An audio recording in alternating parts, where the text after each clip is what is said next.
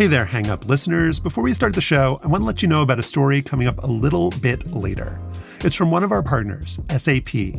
Is your business reaching an exciting turning point? Are you ready to seize the moment for growth?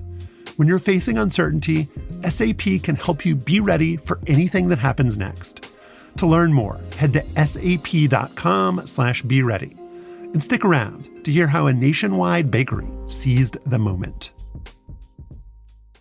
This Halloween, mystery lurks around every corner. Bundle up with Disney Plus and Hulu. What are you scared of? The dark. It's spine-tingling fun on Disney Plus with Haunted Mansion and Goosebumps. I'm gonna need you to spread the word. Then feel the bone-chilling terror on Hulu with The Boogeyman and American Horror Story Delicate. Something's happening to me. The Disney Bundle with Hulu and Disney Plus. All of these and more streaming this month. Plans starting at $9.99 a month. 18 plus only. Access content from each service separately. Offer valid for eligible subscribers only. Terms apply. The following podcast includes explicit language, including, well, you'll just have to wait and see.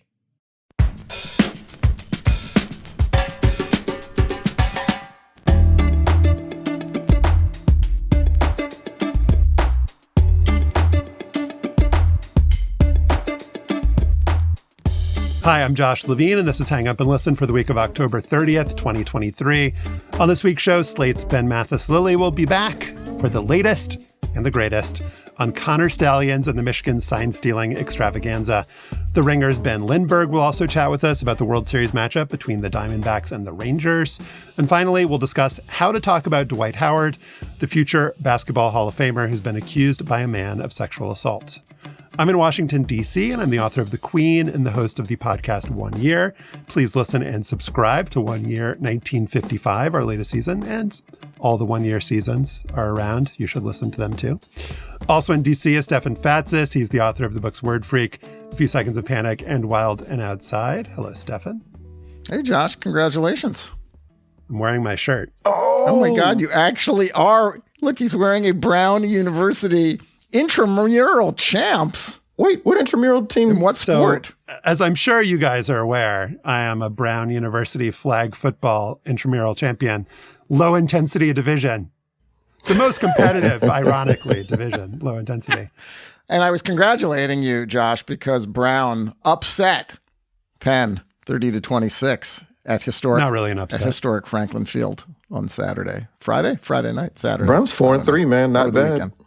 Didn't score in the fourth quarter, though. You guys held on down the stretch. So, as you may have heard, if your ears are open. Wait. I'm not done. because I, Josh and Joel, 2-time softball intramural champ at Penn.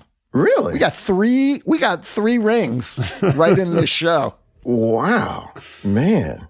Well, yeah, I didn't play intramurals. I'm sorry. I didn't win a championship or anything, so I'm sorry. I did win the 3-on-3 basketball contest on our football team. Believe it or not, at TCU as a freshman. I was me and a guy that was a state champion basketball player in Alabama, Torrey Simmons, shout out. We won our 3-on-3 tournament, so we were able to get out of a workout one spring. That does not count as a championship, though. As I was saying before, Stefan was bragging about softball. With us this week from the bunker where he's been hiding from the 2023 TCU football season. Oh, it's our friend Joel Anderson.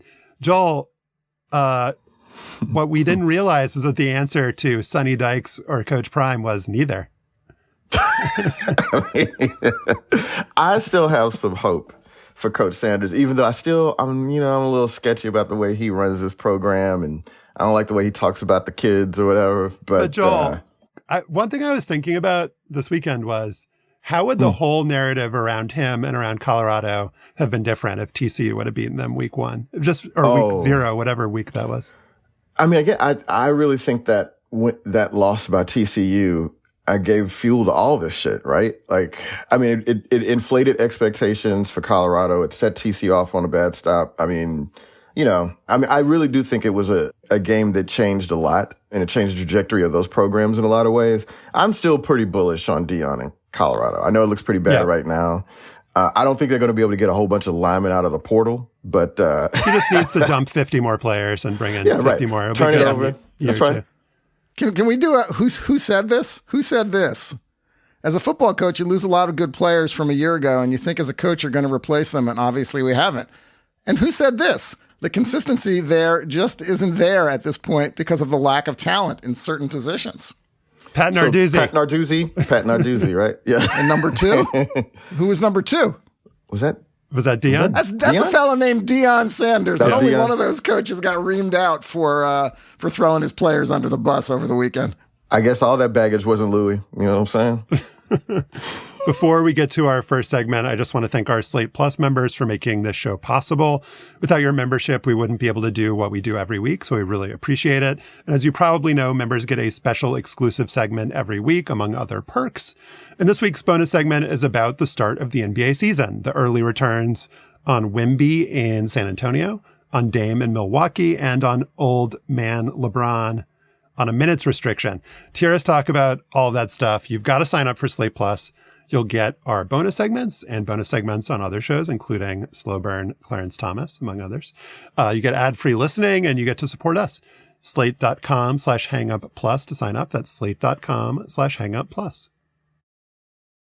On Sunday evening, the Wall Street Journal reported, and I quote, that the University of Michigan has rescinded a new contract offer for head football coach Jim Harbaugh in the wake of a sign-stealing scandal that has rocked one of the favorites to play for college football's national championship, according to a person familiar with the matter. ESPN's Adam Rittenberg and writer John U. Bacon pushed back on that characterization. They think that Michigan has no chance to play for the national championship. No, that the Harbaugh part they pushed back on. But it seems clear to me, the way things are trending, that by this time next week, everyone involved in the Michigan football program and everyone who roots for Michigan will be in prison.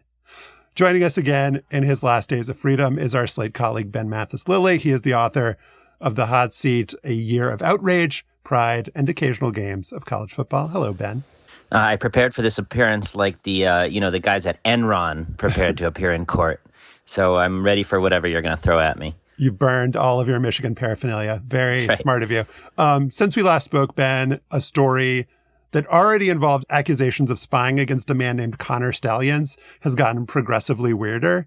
There's now a bunch of reporting, including from ESPN's Pete Thamel, that Stalions paid people to videotape the sidelines of Michigan opponents as part of a scheme to steal signals. And as Richard Johnson of Sports Illustrated and Split Zone Duo, the podcast, reported, Stalions claimed to have a Google Doc between 550 and 600 pages long that he managed daily, containing a blueprint for the Wolverines' future.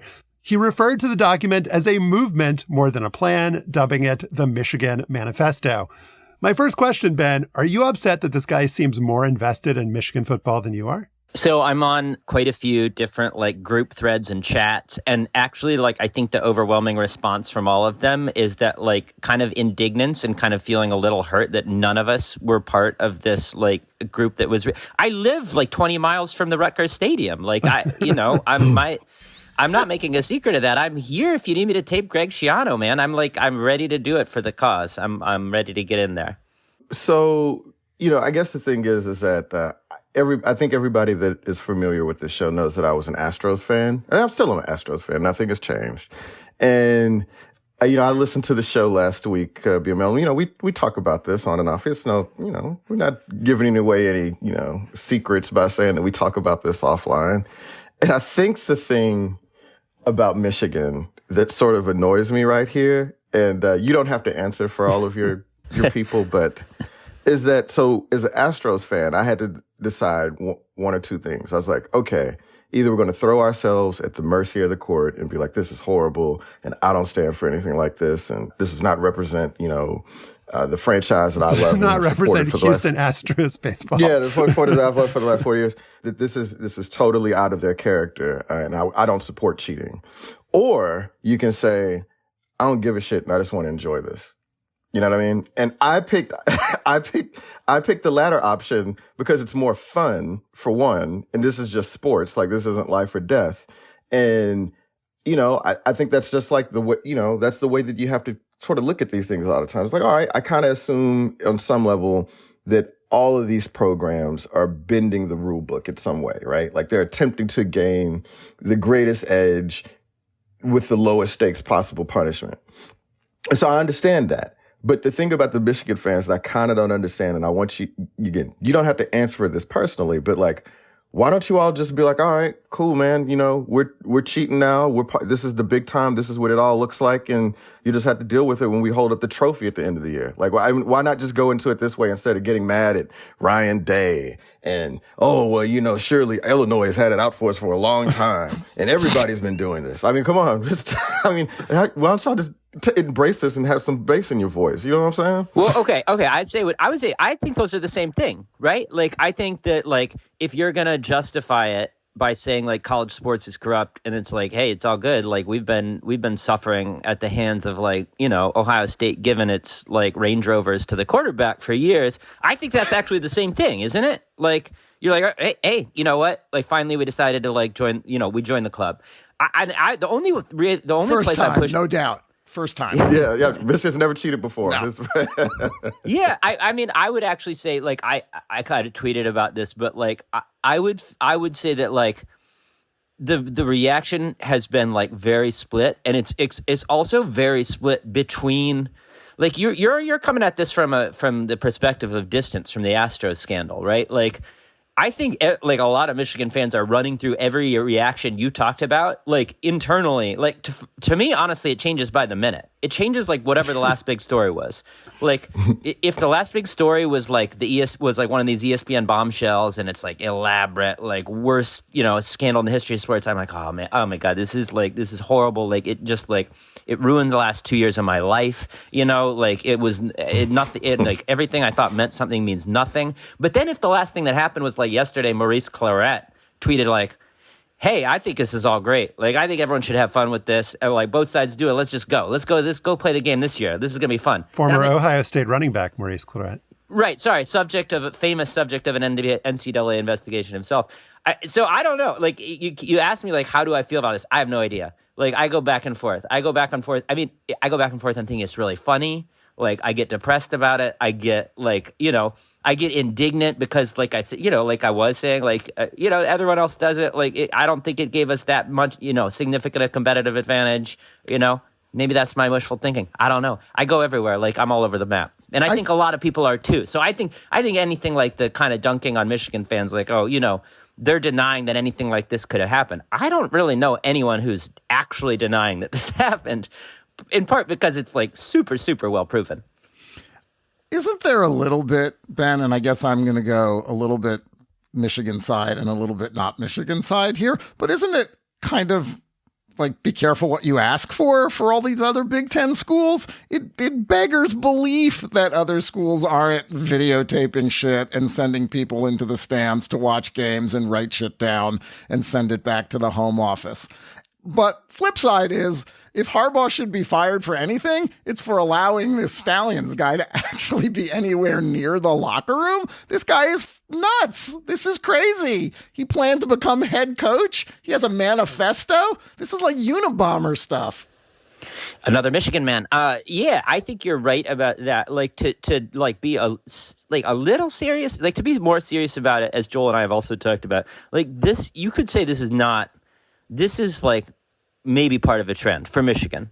So, like, and the other examples are a little more serious. Like, Harbaugh's first defensive coordinator was DJ Durkin. That's a guy who didn't really, I mean, he didn't get really in trouble for anything at Michigan, but he went on to Maryland, ran what sounded like a very weird and intense program there, like, you know, playing pictures of animals eating other animals in the cafeteria, shit like that. And, you know, most seriously, a player died, like, during a workout that you know, I'm sure Maryland has pushed back on this, but, like, it sounds like part of it was, like, there was this intense culture of, like, don't give up, you know, like, don't quit. And it got to the point where this guy passed out during a workout. So DJ Durkin was a guy Harbaugh hired. Like, in the last offseason, they tried to hire Michigan tried to hire as, like, a quality control analyst, this one of Bo Schembechler's kids. And then it turned out that he had sent all these, like, kind of way over the line tweets about, like, Black Lives Matter and shit. Joel, you want to pop in here? Yeah, it was not just quality control. The dude was the assistant recruiting director. And I mean, if you're trying to hire and recruit in college football, the people that you're trying to recruit, it seems like just a bad decision to hire somebody that is implying that slavery and Jim Crow strengthen Black people and families. You know what I mean? Like, that just, I mean, beyond the shimmy Schembechler of it all, just like hiring that guy for a recruiting job, like it didn't even seem like a good fit. But go ahead, I'm sorry. Yeah, no, I mean, I think that's well put, and I think that like that speaks. If anything, systemic here. Like I don't think Jim Harbaugh like knew that this dude was sending people with their iPhones to like 40 different games. I don't think he knew that, but he knew that guy worked for the program. He knew that guy was on the sidelines, and probably he knew that guy was a little off. Like so. I would agree that like if there's anything that he should get slapped on the wrist for, or take a more serious punishment for, it's that like there does seem to be a bit of a pattern of like not really paying attention to what's going on at every level of the program here, and in a way that like could end up being more serious than like an undergrad at Penn State got paid to like tape a game or whatever. Right, failure of oversight. Yeah, I am looking forward to the Connor Stallions documentary, but I'm not actually convinced that he's crazy. Like the Michigan Manifesto thing, I could imagine that being an inside joke, calling it the Michigan Manifesto. I mean, Josh quickly deletes his 400-page LSU manifesto for the next basketball season. It's only 395 pages. Just consider in college football the kind of grind culture that there is, the working 18 to 20 hours a day to prove your worth, the, doing scut work to work your way up from the bottom to try to get to the middle to the top. And this guy was definitely going that extra mile, but sort of to your own point, Stefan, there are probably Connor Stallions at every program, maybe not doing like literally the same thing, but people who are in their 20s, who've been dreaming about this their whole lives, who know what kinds of things are rewarded. I mean, Joel, we saw this in the kind of college basketball pay-for-play scandals. A lot of the guys who ended up getting popped for it are not like, the Bill Selfs of the world, but are like the young up-and-comer assistants who are the ones whose hands are dirty and all of these things. And I don't know if Jim Harbaugh knew or didn't know or anything like this, but I think maybe because the details are so funny, I think literally because his name is Connor Stallions and it's a funny name, we are kind of maybe overemphasizing what an outlier this guy is, because I kind of recognize a lot of the same traits that just are manifest in all college sports. And yet, Ben, if assistant coaches, for instance, knew that Stallions was doing this and knew that on some level it was against the rules, this guy's on the sidelines whispering into the ears of assistant coaches. There are video cameras that capture what goes on Michigan's side of the field too. And that does seem kind of off. And again, Josh, you're absolutely right. There are Connor Stallions everywhere. And maybe this is playing itself out at most other Power 5 schools right now, and everyone is scrambling to delete emails and fire 20-somethings who may have crossed the line. We just don't know. But there is a sort of program problem that this is exposing. Whether that's fair or not, we'll see. Right. We didn't even talk about the former offensive coordinator and quarterbacks coach, Matt Weiss, who was, fired last year for computer crimes that were linked back to Schembechler Hall. Like, this is all happening under Jim Harbaugh. But I kind of want to ask BML this, because, I mean, one thing we talk about when we talk about Jim Harbaugh is how intense he is. He's sort of a renowned control freak, right, too, right? Like, this is a dude who is, theoretically in touch with every piece of the program. And so to me, it sort of beggars belief that he had no knowledge of any of this going on. And if he didn't, well, isn't that an indictment too? Right? Like, they're like, okay, like you're depending on, like, in some ways you did depend on the Stallions dude to interact with your defensive staff. So you knew something, like you knew that he was special. You didn't ask any questions. You're like, oh yeah, sure. This guy seems to have a knack for getting signals. It must be great. Fine. Go about with it. Like, that doesn't make any sense to me, given what we know about these football coaches, right? Well, I'll push back against that, actually. I mean, everything Stefan's describing is, and you can go back. You don't have to take it from me. Go look up Dan Wetzel, who's a Yahoo writer who's talked about this.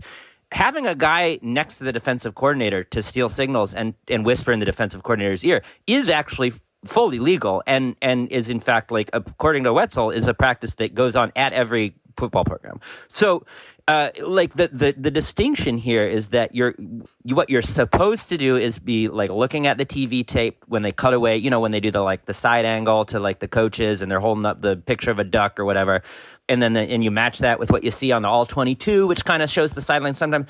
So like the way he's supposed to have crossed the line isn't by like figuring out the signs, which like from most accounts is kind of a ubiquitous practice in college and in the NFL. So I think that's part of an element of scandal. Like if you don't follow football and you see like Michigan stole signs and there's this guy right there, like, oh man, like that, like of course they're breaking the rules, but like that part is actually legal. So I would say in Jim Harbaugh's defense, as his semi-attorney here, like that part, that's our sign stealer. Like that's actually normal. Like that's not a failure at institutional control to have a sign stealer. The question is like, did he know like that this guy was getting more tapes than he was supposed to?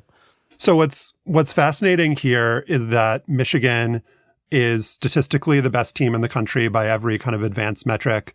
They are the odds makers' favorite to win the national championship.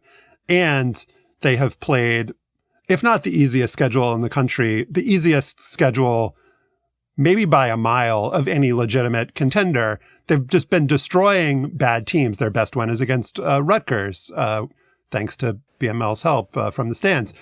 So the thing that is so interesting is that they have these games coming up against Penn State and against Ohio State that will determine whether they make the playoff and will be a kind of better indicator of what kind of team this is. And so it's not just that we don't know what the punishment is going to be. We don't know how this is going to affect, what the NCAA is going to do to them in the future. We don't know whether information is going to come out about what the school wants to do with Harbaugh and his contract and his tenure. We don't actually even know if this team is that good.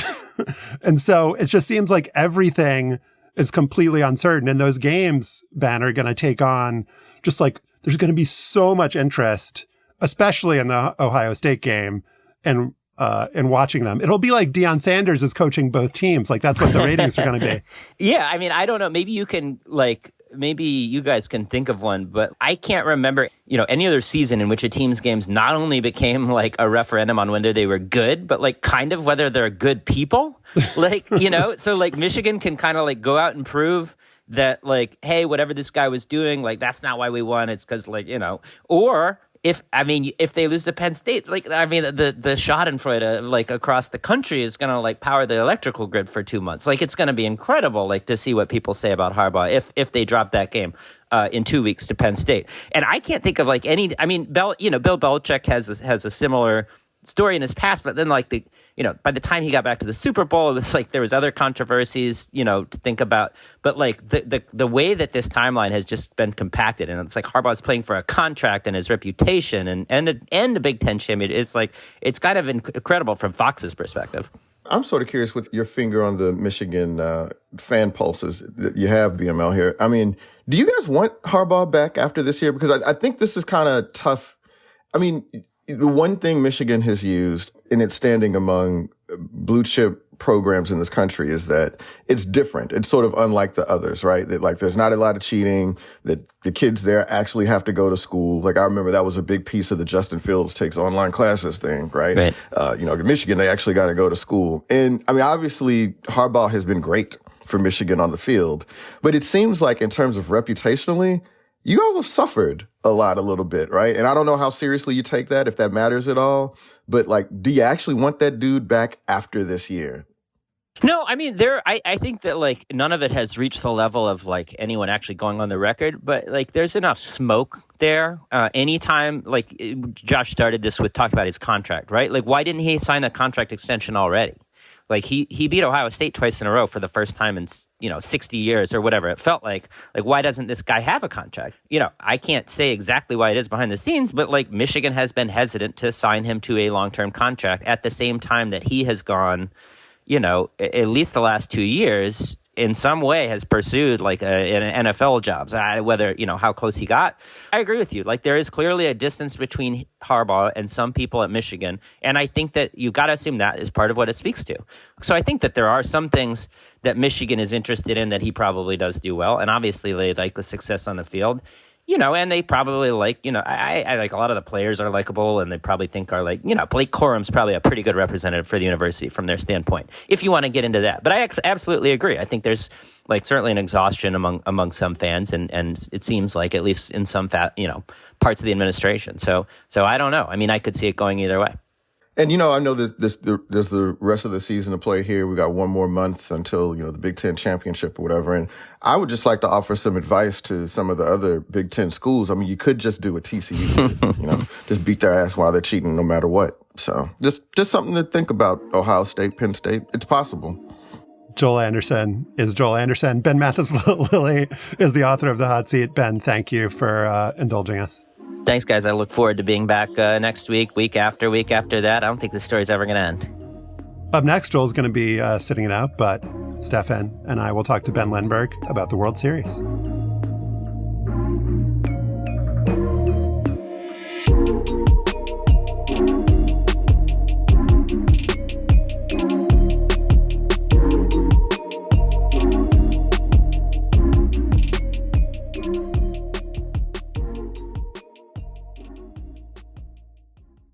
This podcast is brought to you by Slate Studios and SAP. How do you know when to seize the moment for growth? When your opportunity arrives, you need to be ready.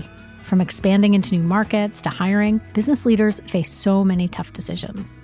My name is Ray Fager. I'm Chief Data and Analytics Officer at Kings Hawaiian, as well as Interim CIO. Kings Hawaiian is a family-owned company that began in Hilo, Hawaii in 1950. We make amazing sweet Hawaiian bread, primarily dinner rolls and hamburger buns. Our customers love us, but we're always worried about consistently making the same thing everywhere. Not long ago, Kings Hawaiian began to grow. They needed to build a plant for a new product. We have a secret formula. No one knows exactly what goes into our bread except for about 5 people in the entire world. We can't use a co-manufacturer. And because of that, we realized that the software we're using to currently manage our production facilities needed to be upgraded. And with SAP technology, they knew they were ready. The cloud technology is the thing that will allow us to control all the manufacturing processes from one place, analyze the dough we're making, and get a super awesome product out the door to the consumer. And it'll be exactly the same no matter where you buy it. We get help from AI with making sure the right people can view the right data sets and the wrong people cannot view certain data sets. That's really important in governing. Kings Hawaiian seized the moment for growth. Will you? Head to sap.com/be ready to learn more. Game 3 of the World Series is on Monday night after we finish recording this podcast. Texas and Arizona split the first 2 games in Arlington. The next 3 are in Phoenix. This is not a glamour matchup. 2 wildcard teams, one of which Arizona, won just 84 regular season games and is populated by a lot of young, unfamiliar names. This season's top dogs and media favorites, 100-plus game winners, Los Angeles Dodgers, Atlanta, and Baltimore, and swaggery Philadelphia and villainous Houston all went down earlier in the playoffs. Ben Lindbergh is a senior editor at The Ringer, where he co-hosts the video game podcast Button Mash. He's the co-host of the baseball game podcast Effectively Wild, and he's the co-author of The Only Rule Is It Has to Work and The MVP Machine. He is here. Hello, Ben. Hi, I am here. Hello, guys. Welcome back. So Major League Baseball expanded the number of playoff teams to 12 from 10 last year as part of a new 5-year collective bargaining agreement. But there's already grumbling that the new format disadvantages the regular season's winningest teams even more than before, and that it could lead to broader unintended consequences. Do you agree? Is 12 versus 10 a big deal, and is it bad? I was anti the expansion of the playoff field. It's inevitable. It will probably be expanded further just because there's more revenue, right? And when there's expansion, then inevitably there will be more playoff teams as well. But it's unquestionable that when you let more teams into the playoffs, you are watering down the field to a degree, right? And there's always been grumbling about any format. There's probably no format that everyone would consider perfect. I think what's exacerbated that is that in the first 2 years of this format, we've had a whole lot of upsets. And that's really either a bug or a feature of the baseball playoffs, but it's not new. But we've seen so many great teams make early exits that there have been multiple rounds of extremely similar discourse about what this means and what can be done about it. So inevitably, if you're going to let a team like the Diamondbacks, who've played enormously well this month, but were an 84-win team that was outscored on the season, the more teams like that are allowed into the playoffs by the format, the more upsets you're going to get, and the more mediocre based on regular season results matchups you're going to get in the World Series, which is not to say that the upsets that we've seen this year and last year would be a permanent fixture of this. I think to some extent we're just reacting to how a few series happen to swing, but it's obviously easier for things to swing that way when there are more teams like that in the field to begin with. So trying to think of a way, Ben, to satisfy everyone, because as we know, complicated problems often have solutions that satisfy all parties. So the NBA has had a lot of success with the play-in tournament. I think that it's added excitement. It's brought more teams into thinking they have a chance in the postseason. It's brought more playoff inventory, and it's added these kind of single elimination games that get good ratings and are just kind of exciting. And it actually reduced the number of teams that are guaranteed playoff spots from 8 in each conference to 6.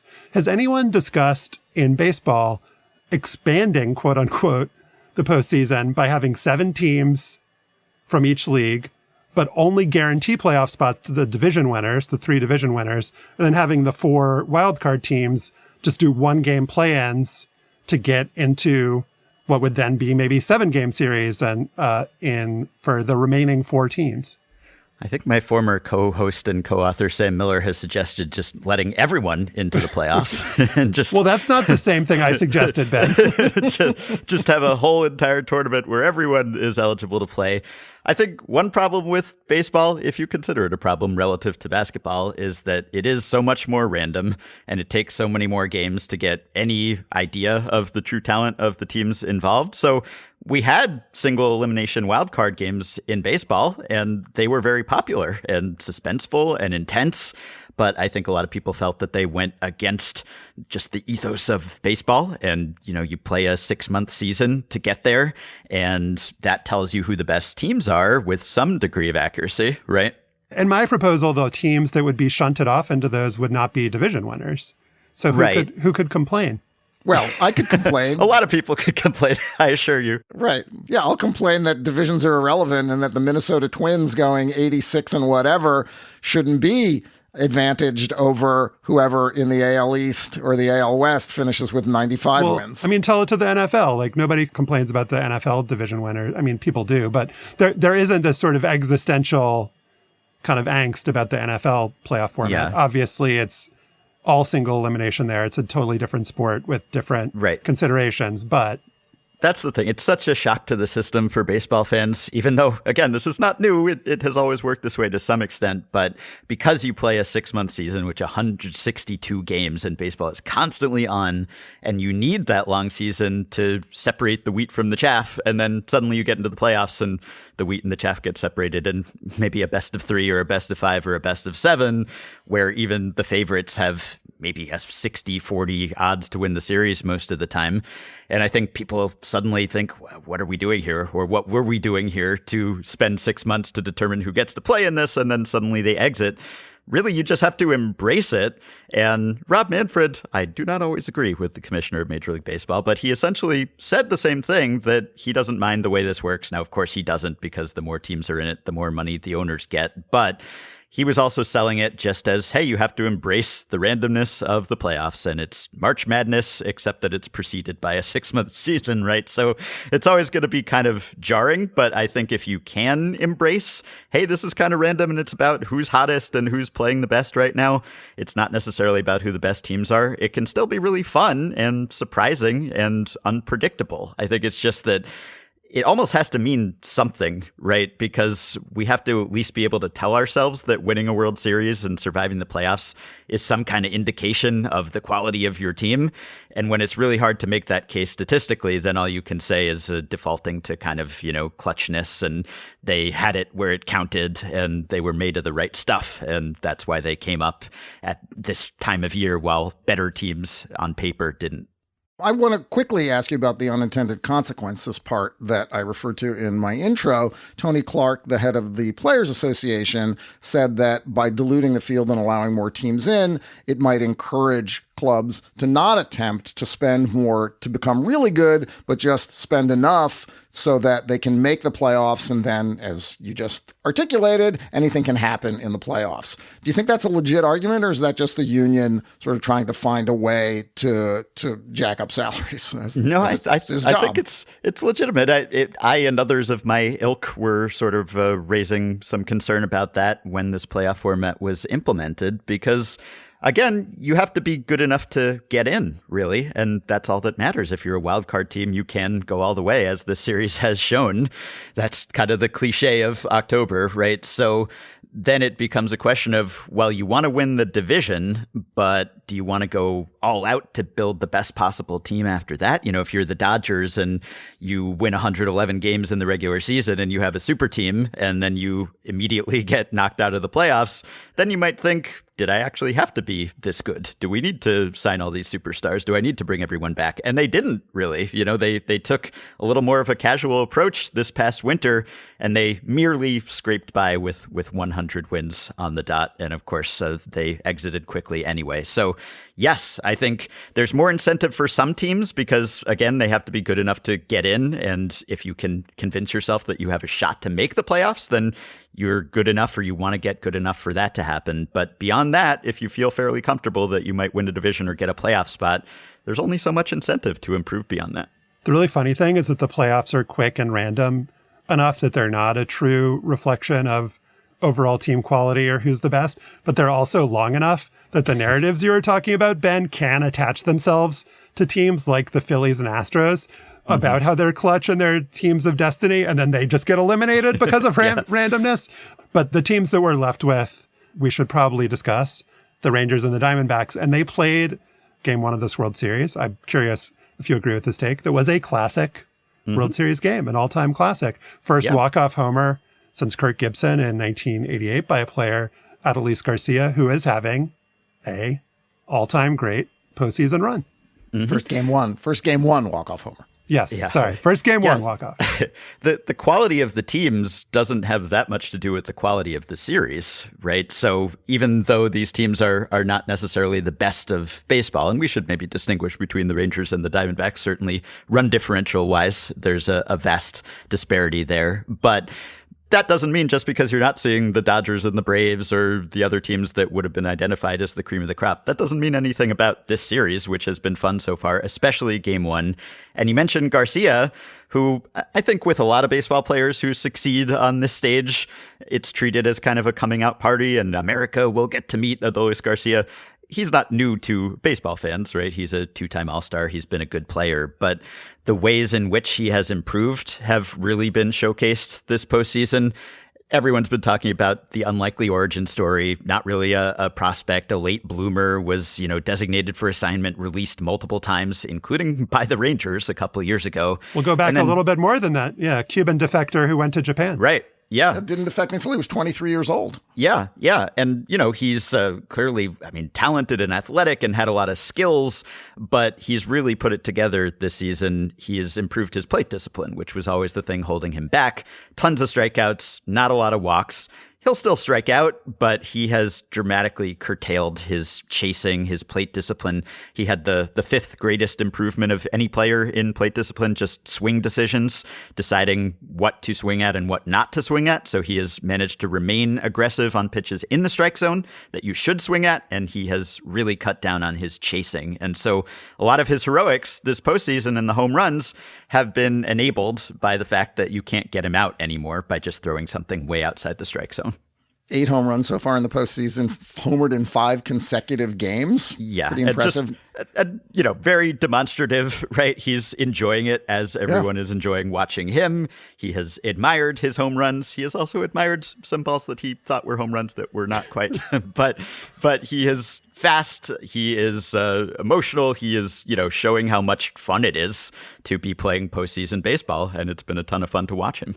And he was at the center of arguably the biggest brouhaha, melee, kerfuffle of this postseason when he took exception to getting hit by the Astros' Brian Abreu, benches emptied, suspensions, later homers to win the next game. So that's how you become also a postseason legend. You are at the center of this shit when it goes down. The Diamondbacks have just an enormous number of young players, like especially for a World Series team. The volume of young players and the importance of the roles they play seems pretty extraordinary. I mean, the one guy who's been the headliner is Corbin Carroll, top prospect for years, going to win Rookie of the Year. But the just kind of depth of young talent on this roster. Are these guys playing above their heads? Or can we say, actually, yeah, they played 84 games, but maybe it's legit to see improvement because these guys are so young. So maybe they'll not only improve during the year, but they'll be better next year. Yeah, they had a really up and down season. It looked like they were going to blow their strong start, and then they managed to recover. In terms of just average team age, they're not extremely young because there are still some veterans on this roster. Nothing like the 2001 Diamondbacks who won the World Series and were extremely old. Everyone in that lineup was in their mid to late early 30s in some cases. That was the peak of the PED era when older players tended to be more productive. But even though this is not an extremely young team on the whole, there are, as you said, a lot of young stars. And Corbin Carroll will be the Rookie of the Year this season in the National League, and he's showing why, right? So all the studies have shown there's just not much to playoff experience. You hear so much at this time of year about how they've been there before and they have the veterans, and that just hasn't mattered. And they're showing that again. So, not to discount the Rangers also have some great young rookies too. Evan Carter, who's been a big postseason sensation, and Josh Young, right? So there's so many great young players in MLB today. And this postseason has been a bit of a showcase for all of them. Ben, you did a nice and long piece last week on The Ringer about the changing pitching strategies, or more how teams are adjusting to changing pitching strategies. Pitchers have averaged, you reported, just 4.4 innings per start in this postseason. And the new analytics are showing that, where we used to be talking about how it's advantageous to the batting team to see the starting pitcher longer, now there is the numbers are starting to show that teams are also adjusting to seeing relief pitchers more frequently over the course of the postseason. Yeah, this is fascinating to me because along with all the consternation about the playoff format, there's also consternation about starters, right? And pitcher usage, and the fact that starters don't go deep into games anymore, especially in the postseason when you have more off days and you can use your relievers more often. So we haven't seen a single starter go deeper than 7 innings in these playoffs, and it would be a surprise if we saw that in the World Series. And it's largely because of the times through the order effect, as you say, where we've determined that pitchers get worse as they face hitters multiple times in the same game. And now it's almost automatic, where you start hearing the broadcasters talk about it. Third time through, it's time to pull this guy, right? And a few years ago, that was innovative. That was something that the stat heads were saying and the teams weren't really doing. And so when they started to do that, it was kind of interesting. It was, this is an innovation. This is a new wrinkle. And now it's just become automatic. It's just push button, very rote. Okay, this is when you take that guy out. And now we're finding that maybe there's actually a cost to that, because it would seem to be, if you look on a single game basis, starters get worse. It's usually better to bring in a fresh reliever the hitter hasn't seen that day. But there have been multiple studies now that show that actually if you use relievers multiple times against the same team and the same hitters in the same series, then their performance degrades in a similar way. So the familiarity effect, where the batter just gets more and more looks at the starter and gets better against him, it seems to apply across games too. And so in a 7-game series, you're constantly bringing in a limited number of relievers, often to match up with the same hitters. And it turns out that that might backfire. So there might be some tactical considerations here that were overlooked, where you keep yanking starters early, you keep putting in relievers, and then ultimately that might blow up in your face too, because by the end of the series, those hitters have seen the relievers so many times that they might be less effective. And that's particularly relevant to this series because you have two teams with pretty weak bullpens, at least in the regular season. And even now, each of them has maybe 2 or 3 relievers that they really trust. And so if you have 3 games on consecutive days, as we do now, then you really have to worry about the fatigue and the familiarity of those relievers getting overexposed. Yeah, I loved your piece, Ben, and I love stuff like this where the kind of smart consensus then proves to be maybe not as clear as everyone was convinced it was. It's really fascinating. And there's going to be a quote unquote bullpen game in game 4, right? Where both teams are just going to start with relievers. Has there ever been a double bullpen game in the World Series before? I don't know. I'd have to go back. I mean, it's become basically bullpen games by default all the time now because the starters go 4 innings or something, right? And, but from the beginning. But from the start, yeah. And the thing that I've also found really interesting is Rob Manfred talking about, are there ways to make starting pitchers go longer, not necessarily from it's better for the competition or it's better analytically, but it's better from a stardom perspective, from a star creation perspective, that starting pitchers used to be the, along with home run hitters, kind of talismanic figures of the sport. And it really reminded me of the conversation around running backs in the NFL, that the game was sort of created and built by these players who no longer have as prominent a role. But I think the difference, Ben, is that there is actually a way to make starting pitchers. I don't think there's a way to necessarily change it in football, but in baseball, there almost certainly is. Yeah, look at me agreeing with Rob Manfred multiple times in the same segment. This is an all-time record, but this is something I've written about before too. If you limit the number of pitchers allowed on the active roster at any one time, which MLB did, to 13, which is not a very strict limit. I mean, in the past, you had many, many fewer pitchers on the roster than that, but now bullpens have expanded so much that even that was a bit of an imposition. Teams saw it as. Now he's talking about, well, that didn't quite have the intended effect. Maybe we lower it to 12. Maybe we can go lower than that. Let's see how low we can lower that limbo bar, because if you do that, it pays off in a number of ways. You force pitchers to pace themselves, right? Because if you only have so many relievers to use, the starters have to go deeper into games, and that pays off. Just from a spectator perspective, you're getting to watch one pitcher the entire game and see, oh, what's his pitch count and how is he going to get out of this, as opposed to just let's summon another arm, and it's probably someone most fans have never heard of. But you also force pitchers to take a little something off, right? It used to be that pitchers would pace themselves, that they would not throw all out on every pitch because they knew they had to go X number of innings. Now it's just all out max effort from the get-go. And that seems to have led to a lot more injuries too, because we know that throwing at the top of your velocity range, that's the worst thing that a pitcher can do for their arm. And so we've tried to protect pitchers by lowering their workloads and their innings counts. And that has backfired. Another unintended consequences situation where they're throwing fewer and fewer pitches and fewer innings and hurting themselves just as much, if not more. So I think this would have many benefits. Plus the strikeout rate always climbing. That's another concern of MLB's. If you force pitchers to throw a little slower, not max effort all out all the time, they're not going to be racking up as many strikeouts as well. So teams aren't going to like it, but I think it's maybe the only thing that could possibly work at this point. World Series games 3, 4, 5, Monday, Tuesday, Wednesday. Ben Lindbergh is a senior editor at The Ringer. We will post links to his 2 pieces about pitching in MLB. Ben, thank you so much for joining us, as always. Always a pleasure. In our next segment, we'll discuss a civil lawsuit alleging that former NBA star Dwight Howard sexually assaulted a man at his Atlanta home in 2021.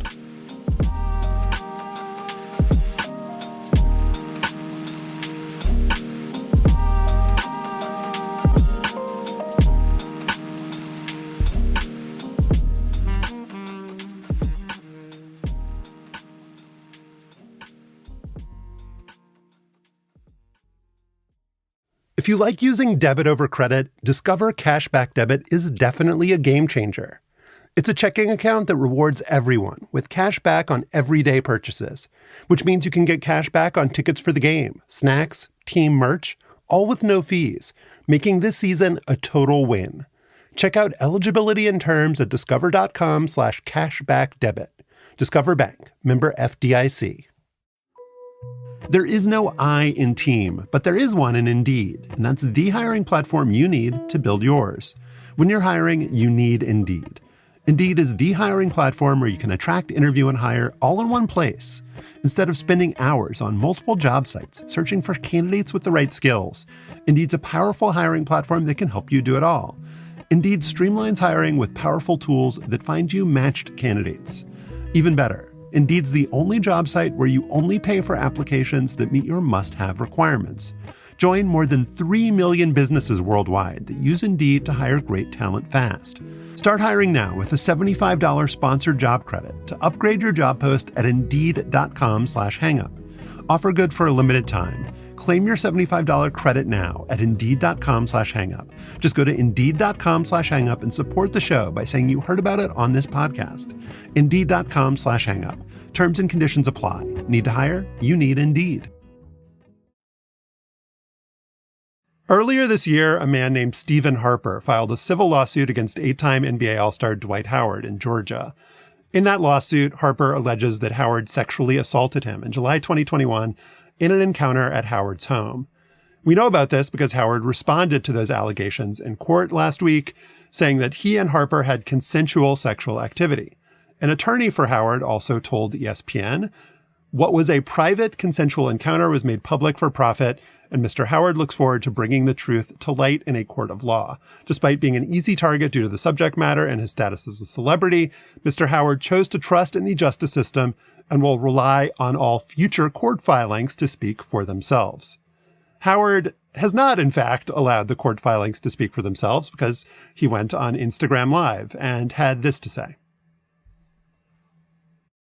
Spend my time with. That's the problem with y'all people.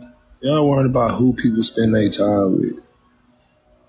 Whatever I'm doing in my bedroom is my damn business. Whatever you doing in your bedroom is your damn business. That ain't for everybody.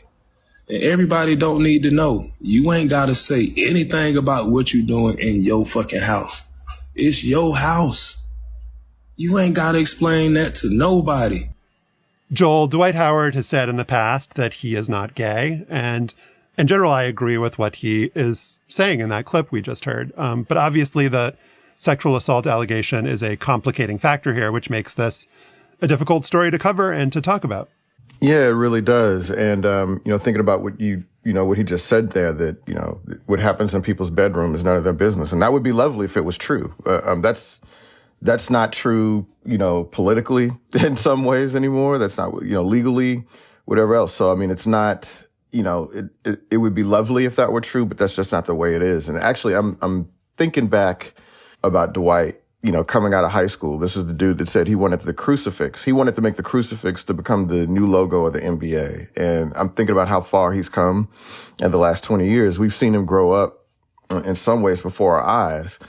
So here we are today. And, the question is, like, why do we care about Dwight Howard and what's going on right now? And how does he identify? And he doesn't identify as gay. I mean, from what we can see from the evidence here, like, that's not an identity that he's chosen to claim. Like, he does not say that is his orientation or whatever. So we have to believe him for that. But the thing that I kind of come back to here, and maybe this is a little far field, but, this isn't the same thing. But I remember when Kobe was accused of rape, right around the same time that Dwight came into the league, 2003, 2004. And it was such a shock. And we were like, man, how could Kobe be like this? Like, how could Kobe find himself in this situation?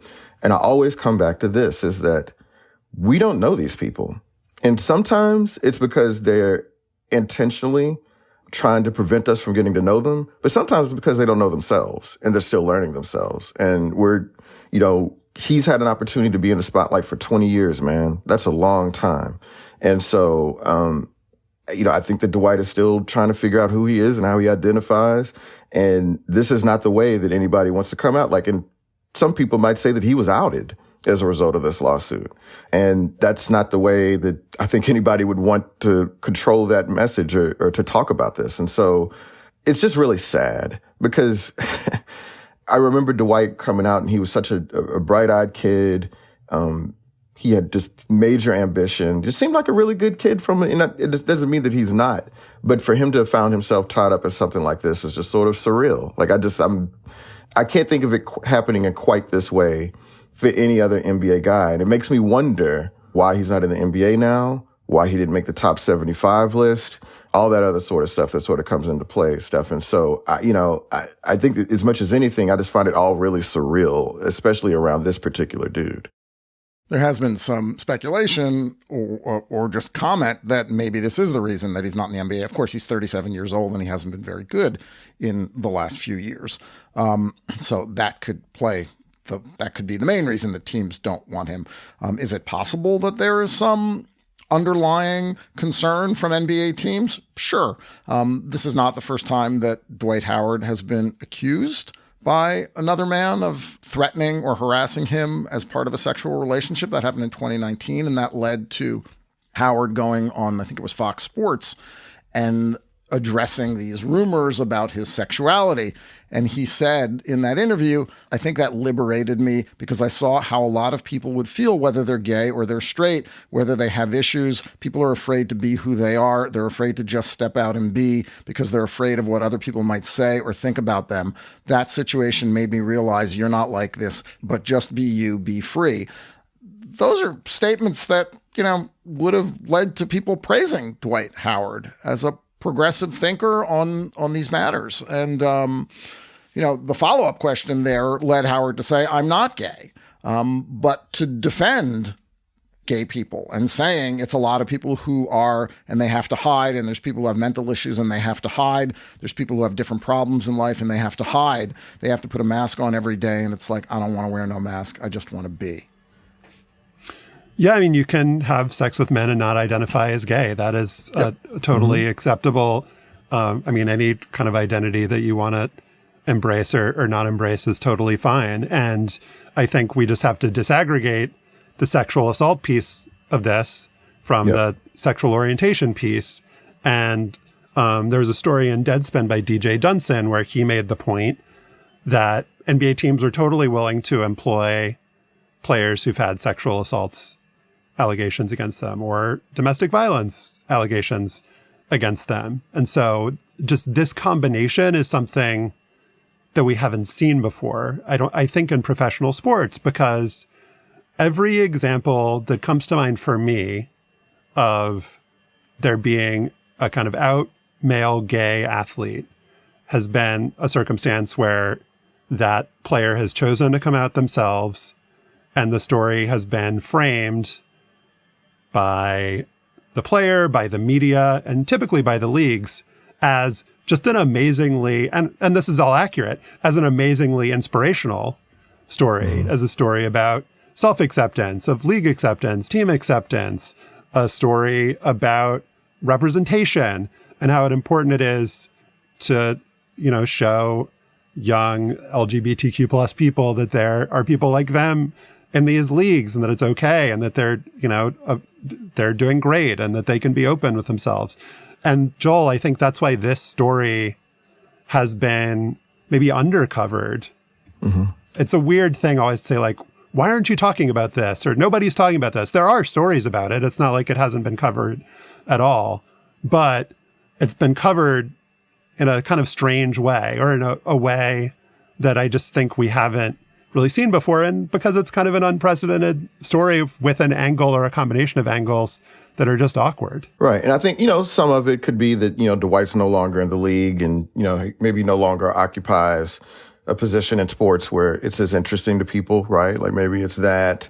But if we took a hypothetical, Joel, and he came out of his own free will in the middle of his career, he would be far and away the most famous, most accomplished out male gay player in professional sports in history ever. So I think that is actually the really telling thing here. And I'll go back. So I covered Michael Sam in late 2013, early 2014.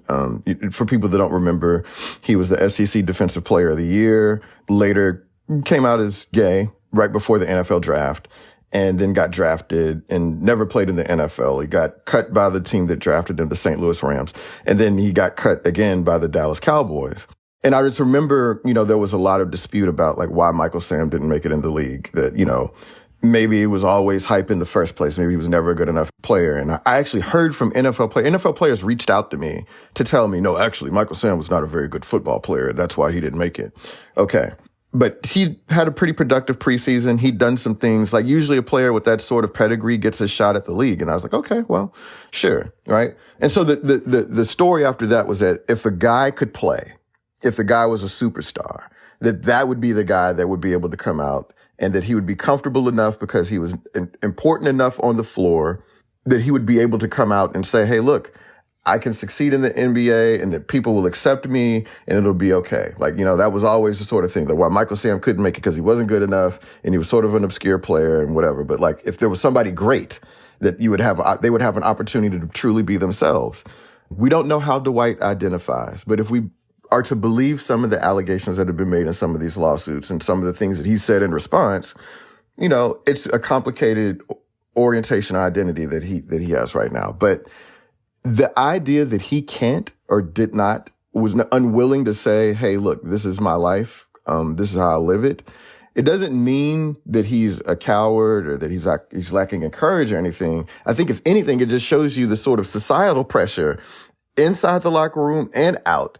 And what he may have thought the consequences might have been for living his life out in public, if you know what I'm saying, right? That a guy that good, a guy that legitimately had a claim to be one of the 75 best basketball players ever, didn't feel comfortable enough to talk about this or to be out in public, I think tells you that we're not quite exactly where we think we are, right? I think that's fair, but I also think it's possible that he just didn't want to talk about it, that he didn't want to be the face of that, to be the focus of that attention. And that's completely fine as well. I mean, Dwight Howard didn't have to be an icon or a spokesman for anyone for his own sexuality. As Sid Ziegler writes in Outsports, how does Howard identify? That will be up to him to let us know or not. Yeah, if he had come out in the middle of his career, that would have been enormous, as you correctly identified, Josh. His choice to not come out, that doesn't necessarily mean that he was fearful of what would happen if he came out. It might have just been that he didn't want to. He seemed to be pretty open in a lot of ways about how he talks about sexuality and people's choices and respecting them, as he said that after that in that 2018 interview. So we just don't know why Dwight Howard has chosen to do the things that he has done. But what we do know is that he's been accused of things that would complicate the revelation that he identifies as gay.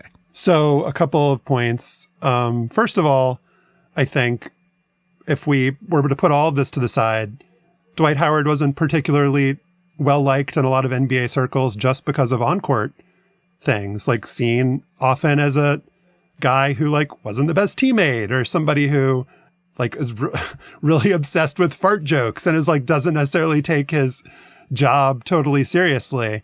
And there was this kind of extraordinarily cliche narrative around him winning the title with the Lakers. That's Dwight Howard grows up. Dwight Howard does, whatever he needs to do to become mature and win this title that had been, lacking in his resume, which is just who knows if that's true or isn't true. But he is a guy who, I mean, we're overusing the word complicated here, but it's just maybe he didn't make the NBA all 75 team just because people were that guy's kind of, acts like a clown sometimes, or, he had a precipitous decline in his career and didn't really have the long kind of run that an NBA superstar, one of the greatest players of all time, would have. The other thing that I would say is Carl Nassib is a guy that came out after Michael Sam and had the kind of normal, journeyman NFL run as an openly gay player and then retired, and it was totally fine. That's a thing that maybe we wish Michael Sam could have experienced, even if he wasn't that great. Just have play a few games and have a good run. Carl Nassib obviously is better than just a journeyman. He was a good player, but like he was just a normal kind of roster guy in the NFL. Fringe guy, but yeah. But what I would say is every time that somebody's come out, they're celebrated as a kind of a hero, and again, rightly so. And Jason Collins, who came out, like, just seems like an amazing guy and has done like great activist work, but like it's sort of denying the full humanity of LGBTQ plus people to say like everyone who identifies as queer or gay or whatever is like an amazing person. Just like every group of people that you want to slice and dice, there are people that are great, there are people that are like problematic, there are people that are whatever. And so it's maybe a sign of progress, or would be a sign of progress, if there was an out player at some point and everyone's like, all right, that guy's seems like, I mean, it's cool that they're coming out, but like, that doesn't mean they're like the most amazing person in the universe. They're just like a normal person, or they have problems, and some things about them are good and some things are bad. Absolutely. No, I absolutely agree with that, Josh. But also, like, don't you think, and I kind of wonder about this, don't you think that some of the, I guess, the annoyance at Dwight or the way that he was treated over the years, in recent days, I've wondered if it's because people in the locker room knew. Yeah, that might be, and that's he a was really sort good of point. ostracized in a lot of ways. You know what I mean? They're like, all those kind of rumors. And I just, I really have, and I'm bringing up Kobe again, I have this real visual of Kobe and Dwight having an on-court conflict around, 2009, 2010, or this is when Dwight played for the Rockets and when Kobe played for the Lakers, and Kobe calling him soft. And it was like a really pointed response to him. And everybody of course, everybody lined up with Kobe because he's every asshole's favorite basketball player. But I always just kind of wondered if it's hard to sort of separate the way that he was treated and the reputation that he developed around the league from, the rumors that have long been there, because that is a way that people can sort of try to undermine you. After the fact, they say, well, he just he was a locker room cancer. He didn't get along. That's all the things that people tried to say before Michael Sam came into the NFL. It'll be a distraction. It was a circus, or people don't want to be in the locker room with him. Like all that's the sort of stuff that kind of comes up. And so I just wonder if that was a piece of it as well, right? Before we end, let's listen to a clip from Stephen A. Smith on his YouTube show talking about the allegations against Dwight Howard. He began performing oral sex on Dwight Howard, and Howard said he felt uncomfortable and didn't want to participate. I can't do this no more. And Stefan, this gets at the point Joel was making about the signals in the culture that might lead somebody to think that it wasn't okay to be open about themselves. I mean, and this is also relates to the conversation we had last week about Pride Tape in the NHL. Since we had that conversation, the NHL's ban on Pride Tape has been rescinded due to the, player activism. But, Stephen A. Smith, most prominent guy on ESPN, most prominent NBA commentator, has been one of the few people who's actually talked about this, but that's the way that he talked about it. Yeah. I mean, if you listen to more of it, it's basically like a homophobic monologue. He's not comfortable. He's covering his eyes. He's saying, ew. It's kind of disgraceful. And it does make you wonder whether anyone at ESPN actually watches his YouTube show or pays attention to what he's saying. It's a backward thinking and kind of revolting. Yeah, I mean, Stefan, it's not only is it juvenile. I mean, we're talking about, these are allegations of sexual assault. Like, it's Correct. not a cute, funny discussion point. Like, right? Like, it's easy to kind of get lost in that guy's name was Kitty and Dwight surprised this guy. But like, no, he's actually charged with something very serious, and there may be criminal charges forthcoming. We don't know that yet. So, that was really disappointing. But to be honest with Stephen A. Smith, and I'm not trying to insult him, like, he's obviously done a lot in his career. He's very accomplished, but I wouldn't have expected anything else from him in terms of discussing that case.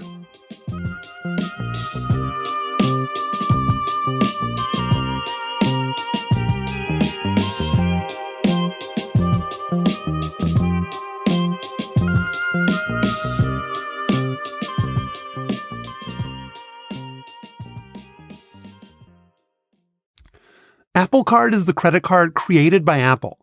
You earn 3% daily cash back up front when you use it to buy a new iPhone 15, AirPods, or any products at Apple. And you can automatically grow your daily cash at 4.15% annual percentage yield when you open a high-yield savings account. Apply for Apple Card in the Wallet app on iPhone. Apple Card subject to credit approval. Savings is available to Apple Card owners subject to eligibility. Savings accounts by Goldman Sachs Bank USA. Member FDIC. Terms apply. Now it is time for Afterballs, sponsored by Bennett's Prune Juice, endorsed by Kenny Sailors, who says it was okay. Stefan, in your Afterball about women college football players last week, you mentioned that a pair of kickers recently became the first two women to play for HBCU teams. Well, on Saturday, one of them became the first woman to score in an HBCU game. Here is Leilani Armenta on for the extra point, the young lady we talked about not that long ago, just a few minutes ago, and she hit it.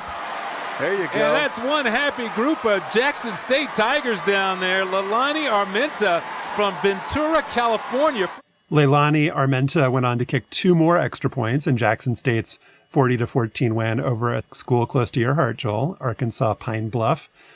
Armenta, who is Mexican-American, is a freshman communications major and is actually still recovering from a torn ACL she suffered while playing high school soccer. She was on the football team too, making 98 out of 105 extra points and 5 of 5 field goals in high school, the longest of those field goals being from 30 yards. At Jackson State, she didn't go out for the football team originally, but one of her soccer teammates recommended her to the coaching staff when the Tigers' punter and kicker both got hurt. The Tigers coach T.C. Taylor told CNN, "She came out, and when we saw her moving around and kicking it was like, okay, this is what God dealt us, so we're going to go with it," which I guess is a compliment. But Taylor did also say this: the way this team operates, if you can help us win football games and you come out there and work hard, they're going to accept you. And she did that from day one. More of a compliment. And he also said she'll be a member of the team for as long as she wants. So, Joel, maybe she'll be there longer than Deion Sanders was. I mean, it won't take long. I mean, she got one more season to go, basically, right? I'm very curious about the path from Ventura, California to Jackson, Mississippi. That is, there can't be very many places more different than those places. She has a story to tell, and I want to hear it. So more of the American story is migration from Mississippi to California than the reverse. But we all have our own journeys. Stefan, what is your Leilani Armenta? In his language column in the Wall Street Journal last week, Hang Up and Listen senior lexicographer Ben Zimmer explored the etymological history of tush push, the quarterback sneak variation perfected by the powerful ass and legs of the Philadelphia Eagles' Jalen Hurts and the 2 or 3 guys who helped move him forward. Ben traced the tush part from tuhis, the Yiddish word for butt, which started appearing in print in the late 1800s. Tush and tushy came later in the 1950s. Ben noted a country line dance called the tush push in the 80s and 90s, and that short track speed skating in its Winter Olympics debut in 1992 adopted tush push for the relay exchange where one skater pushes their teammate. He also found, but didn't include in his story, a 1983 photo in the Wausau, Wisconsin Daily Herald of a high school football running back named Mike Tushkowski with the caption, "Tush push with tush," in quotes. It seems like much longer because the discourse around whether it should or shouldn't be banned has become kind of annoying, but the Eagles only invented the tush push last year. They first ran the play on October 2nd, 2022 against the Jaguars, when on a 4th and 1, tight end Dallas Goedert came in motion and after the snap, pushed Hurts's butt for a 2-yard gain. The next week, the Eagles deployed an I formation version with Goedert and others doing the pushing. On Twitter, Brian Baldinger named the play Rugby Scrum Middle. Not very good. Then in late November, Chris Collinsworth broke down the play in an Eagles game against the Packers on Sunday Night Football. This is a double cheek push here. Now, when he goes off that way, sometimes you only get a single cheek. But that's what they do. They submarine underneath, and then they try to get the double cheek push going, and it works all the time. Double cheek push. Now we're getting somewhere. On January 18th of this year, Paul Domowitch, who covered the Eagles and the NFL for the Philadelphia Inquirer and the Daily News for almost 40 years, wrote a deep dive on the play on The 33rd Team, a site started by former Jets GM Mike Tannenbaum and packed with former NFL executives and coaches and veteran writers. Domowitch quoted former Eagles wideout and current Philly radio guy Mike Quick, who said, "The rules state that you can tush push. As long as it's successful and legal, they should continue to tush push." Domowitch very savvily converted Quick's verb into a proper noun, the tush push, capital T, capital P, and used it 4 times in the story, all before quoting Mike Quick. And he also put it in the headline. Domowitch told Ben Zimmer that, as far as he knows, he was the first to call the play the tush push, and that he was playing off of the Bush push when USC running back Reggie Bush pushed quarterback Matt Leinart over the goal line to beat Notre Dame in 2005. 4 days after Domowich's post, on Sunday, January 22nd, Buffalo wide receiver Gabe Davis assisted Josh Allen on a quarterback sneak. Here's CBS analyst Tony Romo. A little bottom push right there. A little tush push. Jim Nantz never fails. Another phrase, two-cheek sneak, got some early traction. Jacob Kamenker of the Sporting News appeared to be the first to use that in print on February 10th. But when the lexical dust settled at the start of this season, tush push was the clear winner. Then, according to a very comprehensive story on BillyPenn.com, in late September, a fan named Michael McGreevy wrote on the Eagles Reddit page, "I prefer brotherly shove." 3 days later, another Eagles Redditor, who went by the name Crack Sandwiches, posted, "Many teams can tush push, but only the Eagles can brotherly shove. Call into WIP, email it to online pundit mailbags, get Merrill Reese saying it. This O-line deserves legacy." If you don't know from WIP and Merrill Reese, sorry. Crack Sandwiches added, "I did not come up with this. I read it on Reddit somewhere and don't know who to credit. Just spread it." Literally a day after Crack Sandwich's comment, Eagles head coach Nick Sirianni was asked about it. Well, you guys implemented the tush push, and I know so much has been made of it. Did you have any... Is that what we're calling it? I guess. Okay.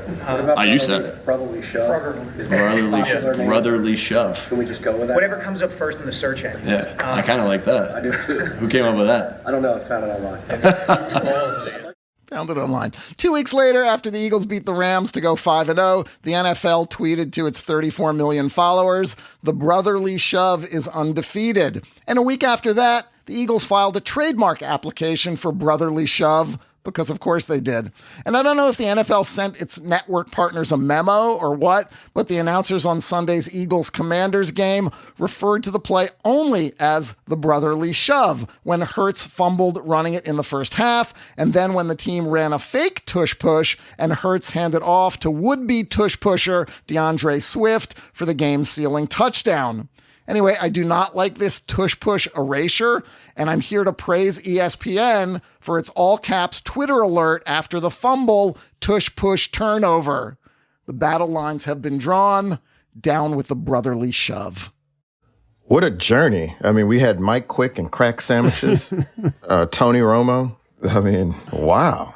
Has anybody ever suggested quarterback side sneak? Oh.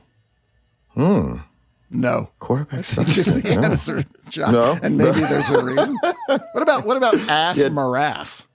Because that is just like a lot of people right there. You like ass morass? Something like that. Yeah. Joel, you got anything here? I didn't know we were coming up with our own today. Sorry. Next week I'll come up with something.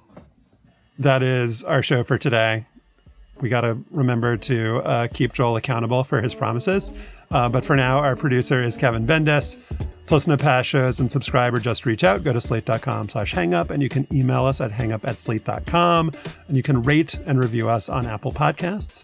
For Stefan Fatsis and Joel Anderson, I'm Josh Levin. Remember Zelmo Beatty, and thanks for listening.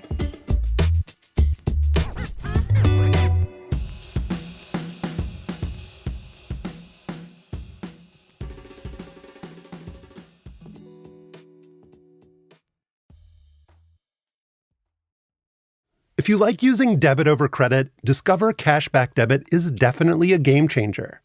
It's a checking account that rewards everyone with cash back on everyday purchases, which means you can get cash back on tickets for the game, snacks, team merch, all with no fees, making this season a total win. Check out eligibility and terms at discover.com/cashbackdebit. Discover Bank, member FDIC. Hey everybody, it's Tim Heidecker. You know me, Tim and Eric, Bridesmaids, and Fantastic Four. I'd like to personally invite you to listen to Office Hours Live with me and my co-hosts, DJ Doug Pound. Hello. And Vic Berger. Howdy. Every week we bring you laughs, fun, games, and lots of other surprises. It's live. We take your Zoom calls. Music. We love having fun. Excuse me? Songs. Vic said something. Songs. Music. I like having fun. I like to laugh. I like to meet people who can make me laugh. Please subscribe now.